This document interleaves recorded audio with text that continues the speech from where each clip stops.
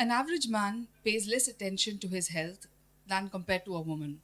Alcohol consumption, use of tobacco, and not seeing a doctor for his regular health checkups put them at a risk for heart diseases, strokes, diabetes, prostate cancer, benign prostate enlargements, and even depression sometimes.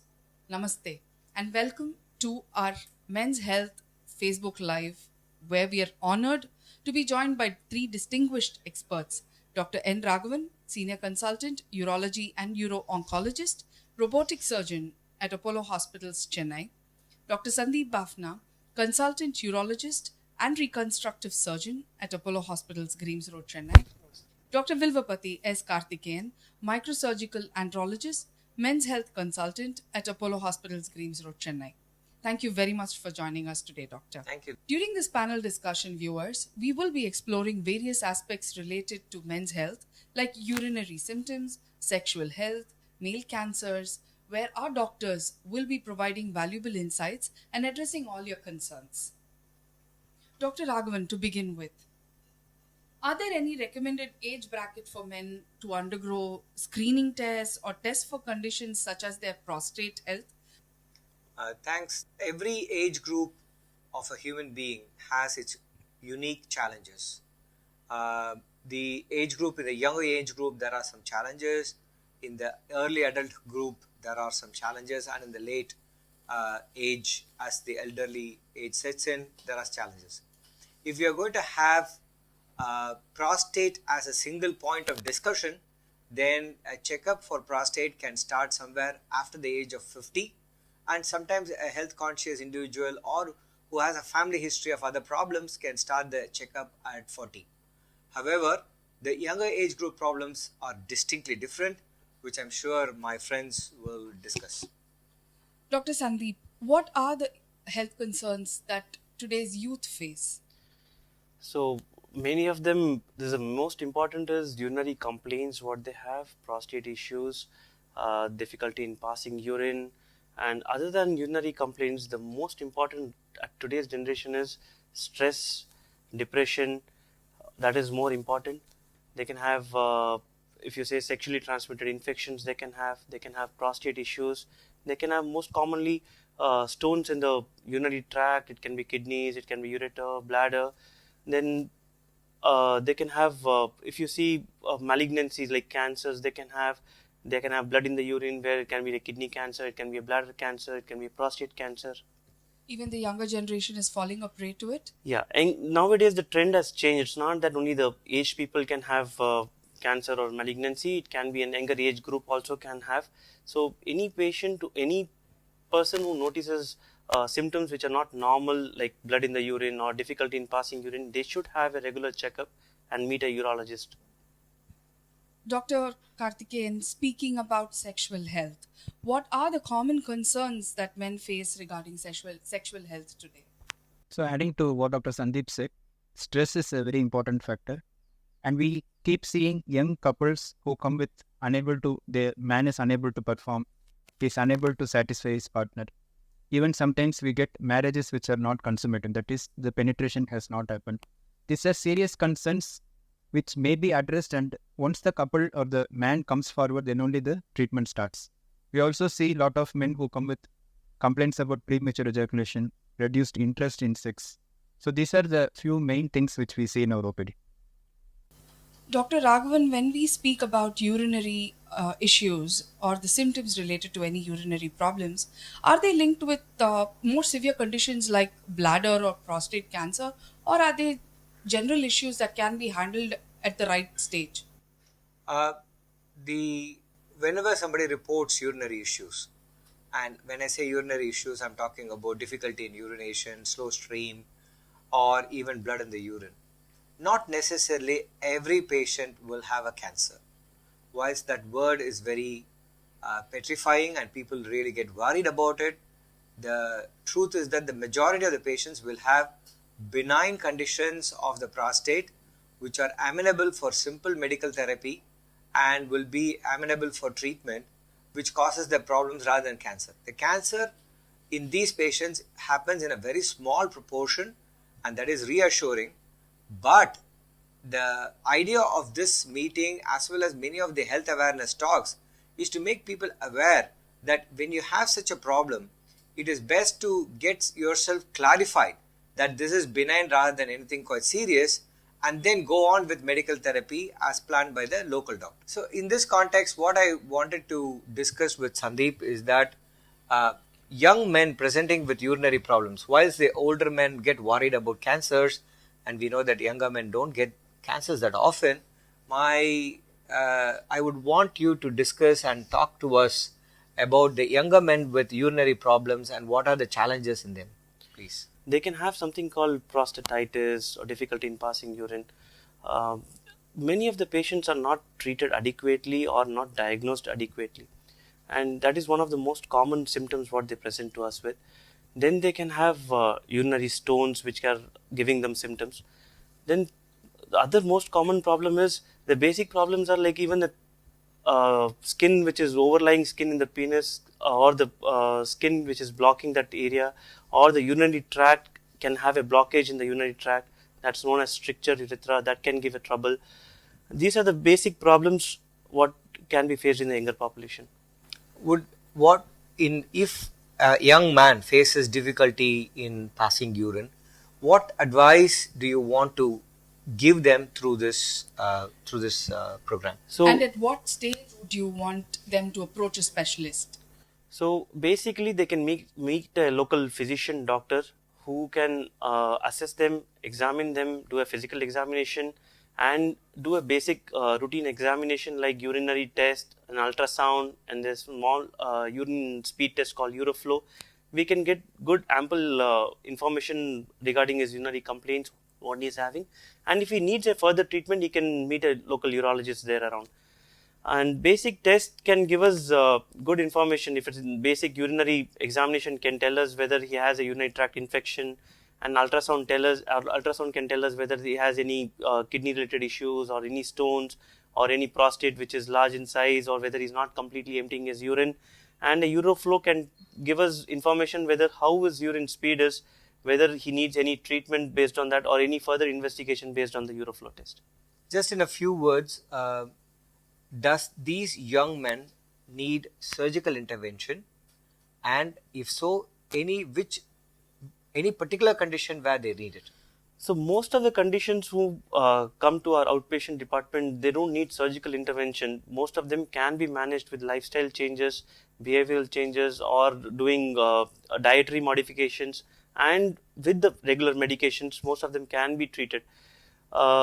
Conditions which require surgical intervention are who have something called the skin which is blocking the urinary passage called phimosis, or something called the blockage in the urinary tract called stricture urethra, or the prostate is too large, or any stones in the bladder which need surgical intervention.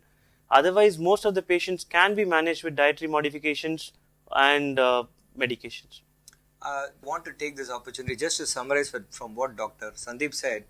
The vast majority of urinary symptoms happening in men are managed in a medical therapy fashion, with very little number of people requiring surgery.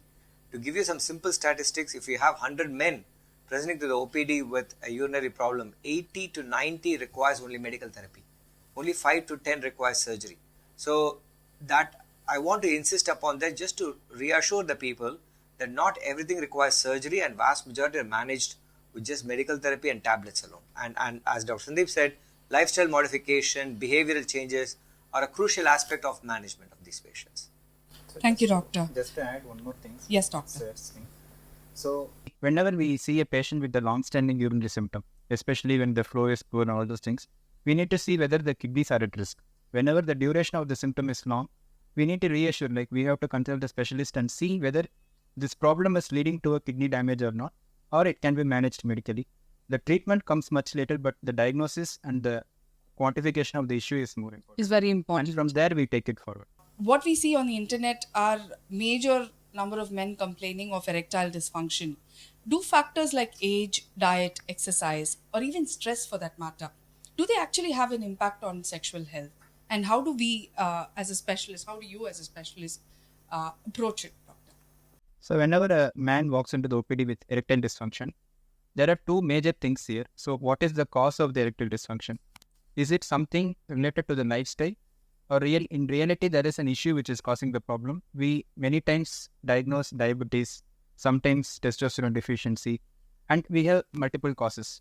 Erectile dysfunction can be caused because of factors like stress, factors like say smoking, tobacco use, or recreational drugs, etc. So at every step we try to identify what is causing it and what is the level of the problem so that we can plan the treatment. So as you said, age, lifestyle, stress, these are all important contributory factors. We see also obesity, and we have now many people doing work from home and all those kind of active work. So because of that, what happens is more and more the entire outlook of the man has changed. The time spent, like the wife is in some other duty shift, and all those things also contribute. So when we go deep into this issue, we uncover so many other factors, and that is how we approach erectile dysfunction in the OPD. Karthik, just to summarize Dr. Karthik's statement, we can generally split the erectile dysfunction into uh, psychological erectile dysfunction and pathological erectile dysfunction. Pathological erectile dysfunction include all the risk factors that Dr. Karthik mentioned: smoking, diabetes, high lipids, and cardiovascular problems, etc. But even more important and exceedingly more important is the psychological erectile dysfunction. The vast majority of the young men in the IT sector and who's using internet and probably seeing FB live is probably affected by that. And it's a truly multifactorial. Since the advent of specialty practice in andrology, we ourselves have understood that it is a far more complex interplay of emotions and factors. So it will be wise to address it, unpick it, so that the appropriate thing is put correct for the betterment of the patients. So, Dr. Ragavan, how do we at Apollo Hospitals, Chennai, handle patients with psychological as well as clinical dysfunctions? I'm very proud to say in the last 10 years in our hospital, we have started a subspecialty practice, and we have excellent doctors who have joined the unit. Dr. Karthik is specializing in the andrology. So majority of the complex andrological issues like deep psychological erectile dysfunction, many of us will refer to Dr. Karthik. He has a comprehensive setup, to my knowledge, which includes a counselor. First is assessment, then a counseling session, if necessary medical therapy, partner counseling. So the whole thing is a comprehensive plan that works through to see whether we can make the best for these people. Wonderful. Doctor, are there any modern treatments for urinary flow issues that are related to prostate? Yes, absolutely. There are a lot of treatments now. Most of the patients don't need surgical intervention. Most of them can be managed with just simple medications. We have plenty of medications now. Other than medications, when do we operate? When if the medication is not helping the patient, or the prostate size is too large, or the patient is having recurrently, he's having urinary tract infections, or bleeding in the urine, or is forming multiple stones in the bladder. That is the indication where we end up doing surgery for those patients. And surgical also is advanced in a large way, where we don't do we have a lot of endoscopic procedures which can be done as a day case procedure. It can be done as 1 day stay in the hospital, faster recovery, less complications. So basically what we have, a gold standard surgery is called transurethral dissection of prostate. It's called TURP, which is a very common procedure done everywhere, done here also in Apollo. That is done only in few selected patients who have failed medical management. So other than this surgery, when do we do advanced surgeries like robotic surgeries or open surgeries? When the patient has very large prostate, not amenable to normal endoscopic procedures, then we end up doing larger surgeries like robotic surgeries and open surgeries. There are some, in addition to what is being told, there are some modern things like Urolift, which is introduced recently in India, and it's available with us as well. The only thing is that people who are seeing this and probably go and do internet search will find that these are propping up on the top of the search engines. please be aware that these are done only in extremely selected individuals who fit the criteria so that they benefit from the intervention. It is easy to do a procedure, but after that, if the patient has not benefited from that, it is of very little of value to everyone. So we in Apollo are extremely careful in selecting our patients so that the appropriate operation is offered to that appropriate patient.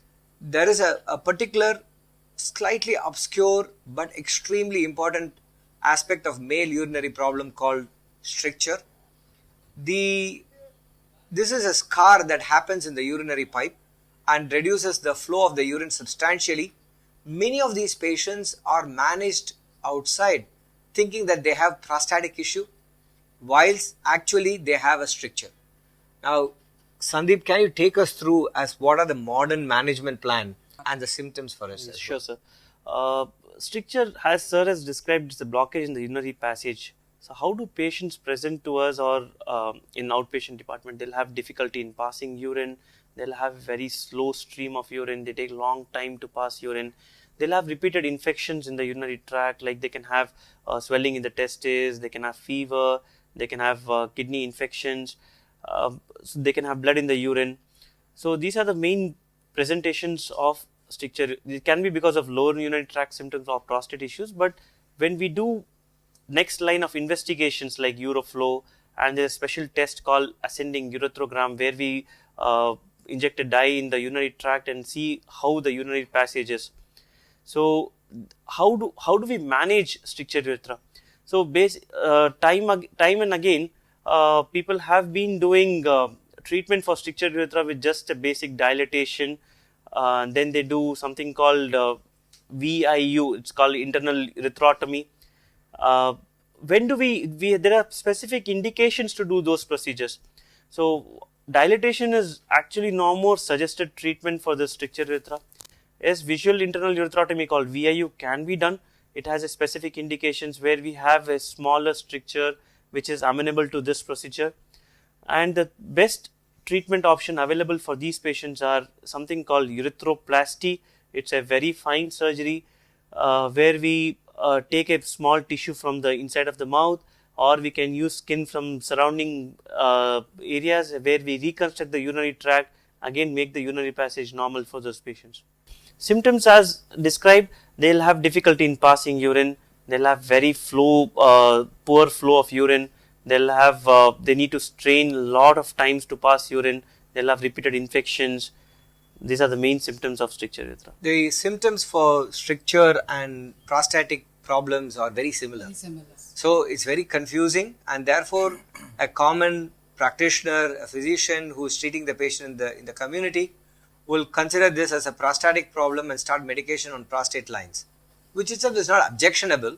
Then definitely we have to assume that it is not prostate and we have to start thinking beyond. And the modern treatments that Dr. Sandeep mentioned are widely available. In the last 1 year itself, we have crossed about 200 plus urethroplasties with extremely high success, one of the best in the world. So that is available in our hospital. Adding to that, normally how do we patients get stricture? It can be an idiopathic way where we don't know the cause of it, or it can be because of the trauma to the urinary tract, or most of the times because of an endoscopic procedure where patients have undergone a prostate surgery or a stone surgery and they develop a stricture urethra. So any patients who have undergone a prostate surgery and patients are repeatedly on a procedure called dilatation where they have to go 15 days once, 1 month once to go back to the same doctor and do a dilatation, that means there is something really wrong with the urinary passage where they need an evaluation, they need a treatment for that. Sandeep, I just want one word from you and one word from Karthik about stricture patients. What change in the quality of life happens after we have done a treatment? Because I've seen it, I want you to describe it.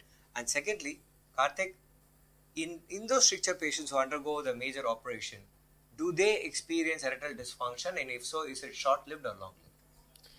So patients who are on repeated dilatations on stricture urethra patients, their life is actually miserable. So each time they undergo a dilatation, they have bleeding, they'll have severe pain in the urinary passage area, they'll have recurrent urinary tract infections, they will be on antibiotics, cycle of antibiotics kept on going on like that. They have to keep regularly meeting a doctor for a dilatation procedure. Each time you do a dilatation procedure, you are spoiling the urinary tract furthermore. So any procedure, reconstructive procedure or any surgery which has to be done on those patients becomes each time more difficult on basics of regular dilatations. So patients who have undergone urethroplasty surgeries, they are actually doing very well with less complications. Their flow is very much better than before. They have less urinary tract infections and they don't need to visit the regular doctor. So whenever we, in the OPD, we see a strictured patient, so as Dr. Sandeep has also mentioned, the earlier we resort to a definitive treatment like urethroplasty, the success rates are far better. So he also repeatedly mentioned about dilatations and endoscopic treatments. But however, when we choose a urethroplasty upfront, whenever it is clearly indicated, that actually gives a far better result. So we see this in the OPD routinely. So that is very important because the outcome of the urethroplasty as well as the side effects are much lesser when we go for the upfront treatment. Similarly, erectile dysfunction is actually very rarely associated with the stricture urethra when it is usually done in the correct way, and we are not going to damage anything there. However, even as statistics say, urethroplasty patients may have erectile dysfunction in the immediate postoperative period, which as sir asked, what is the recovery period? It is usually around 3 to 6 months, and at 1 year, most patients have regained their erectile function. And it is not due to a surgery, or it is not because of something which happened around the surgery, but it is just the fear of a surgery or something around the surgery which the patient undergoes, which causes this problem. So routinely we manage these things and most of them have recovered their function. But the erectile dysfunction component comes with another type of surgery called anastomotic urethroplasty, which again Dr. Sandeep will discuss, where erectile dysfunction is like more common, and that's a totally different scenario when compared to these routine strictures. We say that anastomotic urethroplasty is now largely stopped at all because of the same reason as explained. The recurrence rate of those problems are much higher and the complication rates are higher. So largely in the world, majority of the surgeons have stopped doing that. Am I right? Yes, sir. Anastomotic urethroplasty means where we cut the urethra and rejoin the urethra, where we don't use any grafts from the mouth or skin. Usually, whenever we do this procedure, where we cut the urethra, we are cutting the blood supply to the penis. So, whenever we are compromising on the blood supply and the nerve supply, patients can get erectile dysfunction, and it can be at the range of almost 20 to 30%. They can develop erectile dysfunction, and even if the erectile dysfunction is not there, many patients feel present with cold glands where they don't feel the warmthness of the glands area on erection. Most of the surgeries, what was done before anastomotic urethroplasty is being changed now, where we do minimal dissection around the stricture area, where we use the graft. So the incidence of erectile dysfunction has come down. We don't have cold glands. Anastomotic urethroplasty, the indications are only when we have a stricture which is secondary to a trauma, where we have a trauma like road accidents or pelvic fracture, where something has fallen on your pelvis and the urinary tract is damaged. Such conditions only should be done anastomotic urethroplasty. So rest all can be managed without anastomotic urethroplasty. Dr. Ragavan, coming to the big C, are there cancers that are unique to men? Can you please elaborate about it? So cancers are very unique to men. Like women get cervical cancer, breast cancer, or endometrial cancer. Men also have 3 unique cancers. They include prostate, penile cancer, and testicular cancer. The rest of the whole human body is shared between both genders. So these 3 cancers are very uniquely men cancers, and they happen in different age groups. Prostate cancer is more between the age of 45 to about 70. Penile cancer is in the age group of 60 plus, and testicular cancer is more common in the age group of 20. So they are unique cancers presenting at unique stages of life. When you say age group of 45 to 60, doctor, what are the risk factors associated with prostate cancer, and what are the preventive measures that one can take as a layman? Prostate, other than avoiding smoking, there is very little risk modification that can be done for any of these cancers. and even the risk associated with smoking is about 1.2 times higher than the normal non-smoker. So it is not extremely high. So from a preventative point of view, other than being aware, periodic health checkup and non-smoking, there's not much you can do about it. So anybody in the age group of 40 to 50, they should do a PSA, a blood test, a simple blood test called PSA at the age of 40, and if that is less than 1, they don't need to worry too much about it. But if it is slightly more than 1, a 2 or 3 yearly PSA check is required. Anybody above the age of 50 should have an annual check done by the general doctor, and if necessary, if that PSA level is higher, they need to have an examination by a specialist. Does the risk factor increase if it's genetic, or is it genetic in the first place? There are some genetic components to any cancer, especially to the prostate. It is not that common in penile and testicular cancer, but definitely in prostate there are some genetic components. There are what we call familial prostate cancer. If your father or your uncle have prostate cancer, especially in the age group less than 60, then the probability you will get a prostate cancer also increases. But the thankful news is that the number of patients in such family cohort is very small. So that is a good news. However, if you have a father who had a prostate cancer and your uncle also had it, always better to get a checkup. So, does obesity increase the prostate cancer risk? There are a lot of modifiable risk factors for prostate cancer in the modern age. Obesity, definitely cigarette smoking, and there were some other things like selenium, vitamin E were researched in the past, but we are not able to associate them directly. As Sandeep said, obesity is definitely a risk factor, but not that every obese man will get a prostate cancer. If there is a probability of a prostate becoming cancerous, and if you are obese, it will increase multiple. And what about stress, doctor? Does it also add on to a risk factor? As a cancer surgeon, what I've realized is that stress itself doesn't have a direct correlation, but if you are a person who is generally, in the edge of all the things, then if you get a cancer, you do sadly badly out of it. So stress plays a negative impact when it comes to cancer recovery, treatment and outcomes. So will stress cause directly a cancer formation? Answer is unlikely. But if you get a cancer and you are a person who is very stressed or otherwise described as alpha male, or that type of a personality, they do badly when they have a cancer, because there are some hormones in the body which is unknown yet, which have an influence in the way the cells behave, and the patient who is very stressed or very anxious sadly do not do well. Doctor, you mentioned testicular cancer mostly affects the age group of 20 plus, which is a shocking revelation. But we've discovered that there are a lot of questions on the internet which says that I have a lump in my testis. Does that mean they are prone to have a cancer, or is it one of the signs of cancer?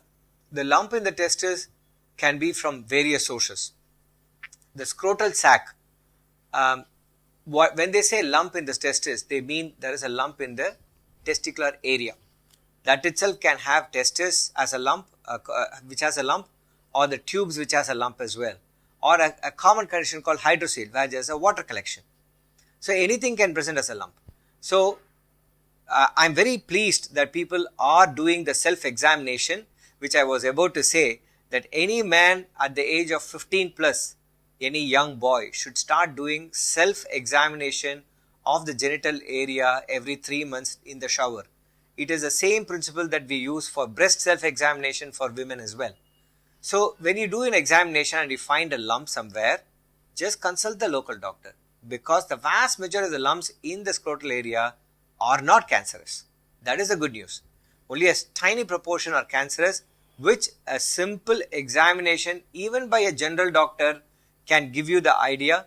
That is substantiated by a specialist and almost confirmed with an ultrasound.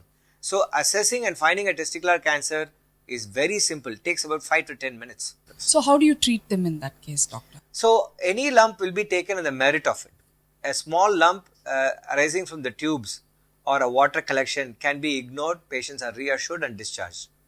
But if there is a lump which is causing hindrance to them in terms of quality and sightedness, in the way it looks, and they are not able to wear a trouser, then they will require a surgical intervention. Dr. Karthikeyan, if the testes are removed, will it affect the fertility of the man? Can you elaborate on that? So it's a very important question because as Sir also has mentioned, we also see testicular cancers are mostly seen in the reproductive age group. So the main concern associated at that point of time is fertility. So when it comes to cancer versus fertility, we always treat cancer first, and we have to give the full treatment for the cancer. But again, the treatment of cancer itself can cause infertility, and could have been the better testis, and maybe fertility is affected. Just removing one testis should not affect fertility because the other testis is normal. But having said that, we see many patients who come with issues. Specifically, during the time of cancer, they have sperm abnormalities, and a treatment of testicular cancer can itself reduce the sperm counts. So it is always important to manage fertility and the cancer side by side. So we do have, if the individual is not very stressed about the condition, if he is able to do the tests around that time, we can do something called as a sperm cryopreservation. And we see many people who are very, very stressed at that time. So we do this treatment once the primary doctor, the urologist, has completed the treatment, then we take up fertility and start doing the treatment. Just to clarify to the people audience, cryopreservation is nothing other than sperm banking Sperm bank. in a layman term. And speaking of infertility, can you tell us what are the latest advancements in treating male infertility today, doctor, and how effective are they? Male infertility treatment, which was not looked at that significantly earlier, now we are getting to know more and more about it. We do have, what are the advancements? We have newer tests and newer treatment options. So whenever earlier we used to see a male infertility, we used to just write medications. There was not even a clinical examination done, but now as specialists, we do clinical examination, which is very important. We do additional investigations. In the tests, we have newer tests like DNA fragmentation, etc. I'm very sure the viewers who have infertility would be surely aware of these things. But these are just new additions to the treatment. Coming to the treatment options, the success rate of the treatment is increasing nowadays because we have fine surgeries, we have microsurgical options for varicocele or for azoospermia, that is absent sperm in the semen, which we are able to give good success rate because of the use of the operating microscope, which can actually improve the outcomes. Number two, we are also interested in identifying the cause. Why this is happening, and is it the cause for the infertility? And when we answer that, we have newer genetic tests as well in severe infertility patients. And that is where, again, we are able to give the additional outcomes. Plus, the new tests guide us in some additional information is available on the new test. After the treatment of these reports, the final outcome of the infertility also improves. Dr. Sandeep, is reconstruction of penis and urethra possible? Is it feasible? And what are the benefits if we can? And another question, is there a penile transplant as well? Yes, it is feasible. First, I'll talk about urethral reconstruction. So, if you start, it is not only an adult problem, it can be a childhood problem too, where child is not passing urine from the tip of the penis, it is passing from the undersurface of the penis, it's called hypospadias, or it is passing from the over surface of the penis, where it's called epispadias. There can be a lot of problems are there, where the urinary tract is being repaired in the childhood and they develop urinary complaints or stricture urethra at later life. So, reconstructing the urethra is very important. It can be done. They can have a good quality of life. There are different urethroplasty surgeries which can be done in childhood, which can be done in adulthood, and most of the patients who have undergone some kind of prostate surgeries, they develop again stricture urethra. So we can do urethroplasty surgeries for them. And the newer things which have come up right now, something called gender reaffirmation surgery, where we change the sex of the person from male to female or female to male. That is done only after a thorough counseling, talking to the patient, family, parents, counselors, psychiatrist's opinion, all that, and even that can be done, which requires much more expertise in that, and we can reconstruct the penis in those patients. So it is feasible, it can be done, and it is done here. And adding to that, this surgery is also useful whenever the penis is short. So whenever there is we say post-trauma, if the penis is cut or due to some surgical procedure, the length of the penis is small, that is where we do these surgeries which are called phalloplasties. So here we reconstruct the penis, we reconstruct the urethra, and also we give erectile function to the phallus which is created. So these are also done. And this is more important than the people who come for a gender reaffirmation surgery. Here it is more important, and some patients in their young age, they would have lost the length of the penis. And we do also have a condition where the penis is short. So all these conditions, when we evaluate and treat, these are the newer options which are available. And one more point to be added, other than just urethral reconstruction, something called curvature of the penis, which is more important. Many of them don't have an erect straight penis, and if you have a curvature, it is difficult to have physical relationship with the partner. They'll not be able to have a penetrative relationship. So we can correct the curvature of the penis. It can be a congenital from the birth, or there's something called with hypospadias, they can have a congenital with the curvature of the penis. It can be corrected. We can make the penis straight and erect again, so they can have a normal sexual life again after that. So again, it's called Peyronie's disease. Why I said that is because we are talking to an FB Live audience who are internet savvy, and I'm sure they have done the Google search to find that it's called Peyronie's disease. And today being Men's Health Day, Doctor, what would be your message for our viewers who are watching the live session? Take care of yourself. You are as important as your partner in the house, as your mother as well. And all I would like to say is, taking care of yourself just means that, be aware of yourself. If you find that you are having some change in your bodily activity, do not hesitate to consult somebody. Secondly, a periodic health checkup, anybody above 40 is definitely mandatory, and genital self-examination is a simple thing to do. And lastly, do not hesitate to seek help. Men are terrible in seeking help, and they are very terrible in discussing their health issues. And please take this opportunity to discuss about your problems and take help. Which actually concludes that many major health risks that men face today can be prevented with the help of expert guidance, regular health checks, screening tests, and of course lifestyle changes, as early detection is the key to a complete cure. Yes. Thank you very much, doctors, for answering for all our questions. For appointments with our specialist, please contact 044 4040 1066. I repeat, for appointments with our specialist, please contact 044 4040 1066. Thank you very much, doctors. Thank you, viewers.